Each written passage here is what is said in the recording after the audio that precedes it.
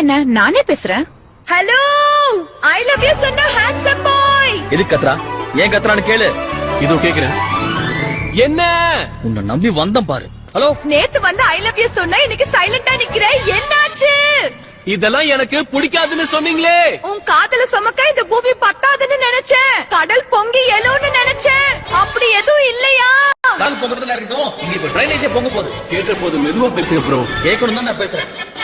உன்னை கேட்டால் என் நெஞ்சு துடிக்குதடி. நீ இல்லாமல் என் வாழ்க்கை இல்லையடி. நல்ல பிஞ்சு செருப்ப தூக்கி அடி.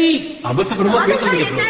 ஒரு ப்ராசஸ், ஒரு பர்பஸ், ஒரு ப்ரொசீஜர் இருக்கும். முதல்ல தூரத்துல இருந்து பார்க்கணும், அதுக்கப்புறமா கிட்ட வந்து சைட் அடிக்கணும், அதுக்கு அப்புறமா தான் ஐ லவ் யூ சொல்லணும். இதெல்லாம் இல்லாம டைரக்டா வந்து ஐ லவ் யூ சொன்னா ஹர்ட் ஆகாதா? பொய்யால உனக்கு இவ்வளவு ப்ராசஸ் கேக்குதா? உன்னை கெஞ்சி கேட்டுக்கிறேன், அப்படி போய் பேசு ப்ரோ.